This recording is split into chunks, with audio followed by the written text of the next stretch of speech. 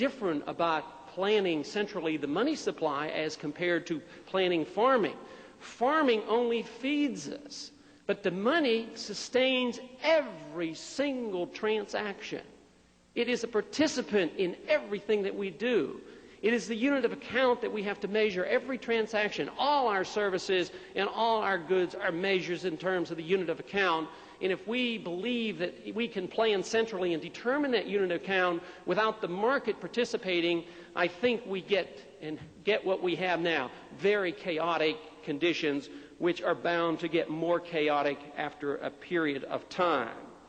So I don't believe that central planning in money can be successful. I happen to believe and accept the ideas of the Austrian School of Economics, as Mises in particular explained, that the business cycle is precisely caused by central planning of money, and that the booms and busts are inevitable. That as we drive the economy this year and for next year's election, you will see conditions improve, but sure enough, you will see the consequence of the inflation that we have today. In a couple of years, you will see the recession, if not the depression of '86 or '87. So it is for this reason, out of a humanitarian concern for our people, that we must reject the notion of central planning in money, just as we reject the central ideas of central planning in agriculture or steel manufacturing. So central planning of money, I reject outright. The second major reason why I reject the notion of paper money is the issue of power. I believe we must address this because even though those who wield the power and the control of the money, I sincerely believe they're well motivated to do what is good and right for the people. Just as the liberal interventionist is assuming he's doing good by building houses for the poor people.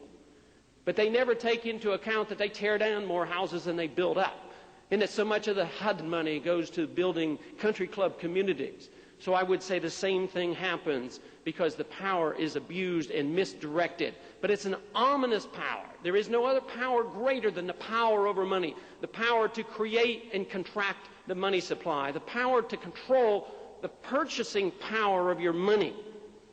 Throughout history, this has proven to be the most sought-after monopolistic power of man.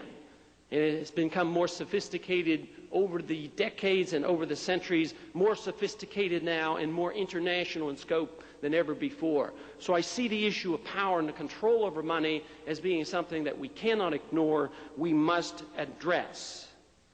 I believe closely associated with this is the issue of morality as well.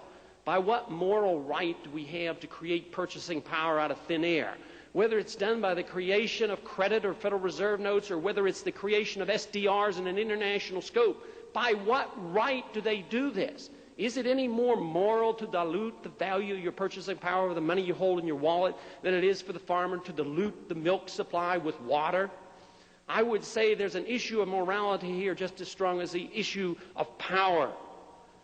I also happen to believe also, because it's a moral issue more than an economic issue, it is for this reason that the people have lost trust in their government, trust in the banks, trust in business, trust in themselves, and that we are a nation of distrust.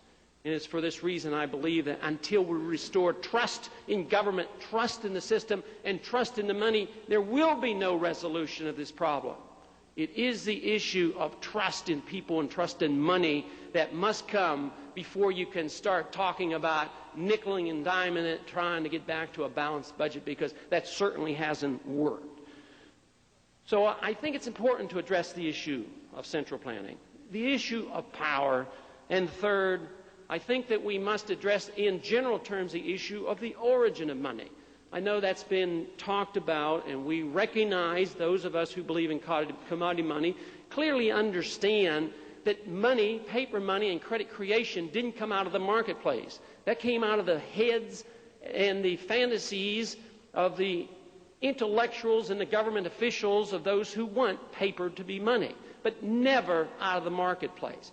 So I would say the paper standard is bucking history, and it's bucking economic law and economic truth, and they only can do it with force and more power to make people accept it. Because economically and historically, paper is not money. It can't be money. It's only money because we're forced to use it and because there's a residual trust in the pieces of paper that we carried around because at one time it did have real value. Just think for a moment. If all of us were stranded on a small island and we had absolutely nothing else, no trade, but we were all put on the island and we were expected to survive, we would have to do what to create capital to survive? We would have to get our food and build our houses and make our tools. And everything that we had in excess of what we consumed could be our capital and we could trade it. But how many of you would accept the idea that if we were all working busily and making trades and somebody gives a bushel of wheat for a bushel of corn, how many of you would accept the notion if we had the one individual to arrive on the beach and he said, I'll solve all your problems, I'm going to create wealth for you. I have this little thing called a printing press, and I'm going to print up Federal Reserve notes, and you all be wealthy. How many would trust the individual? He would probably be thrown off the island for coming up with a scandalous idea. It wouldn't work. You have to have something that people seek after and they hold as something important and something that they will hold as money. History shows that people have chosen gold first and probably silver second. But most people in the economy, they'd rather have cigarettes than pieces of paper.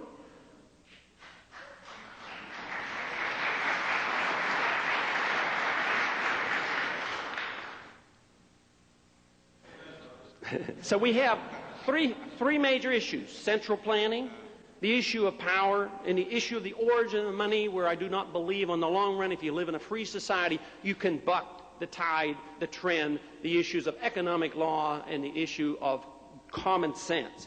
Now, fourth, and this is a major issue with me as well, one of the fundamental reasons why I believe we must have restraint on the creation of credit. And that is, if you truly believe in freedom, if you truly believe in a free society, if you do, that means you believe that government should be limited to the protection of your liberty, not to the transfer of wealth. The paper money system is there to enhance those who believe in the transfer of wealth. You can transfer just so much wealth with taxation and the people rebel. But we're at the point now where you can't tax them anymore. We transferred over $220 billion worth of wealth last year that we couldn't even tax the people for. Can you imagine if we'd have proposed at the beginning of last year that we were going to raise taxes by $220 billion? Never. It wouldn't have been acceptable. But we did run up the deficit, so we delivered this to the Fed, and the Fed accommodates us. The Fed accommodates the politician, and the politician gets reelected. So what does he do? Not only does he destroy the economy by manipulating the whole business cycle by the creation of new money, what he does is we lose twice, because he takes the money and he spends it on programs that don't work. Instead of doing the things they were supposed to do, the programs do exactly the opposite. You don't get more houses by the government building houses, you get less.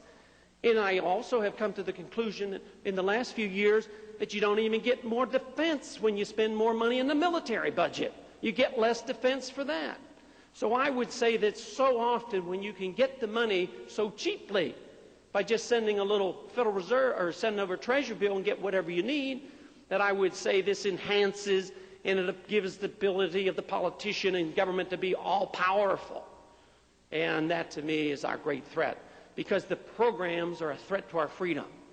The money, as it's being destroyed and as it's being inflated and causes the crises that we see around the world. And the best example, of course, is at our border in the South.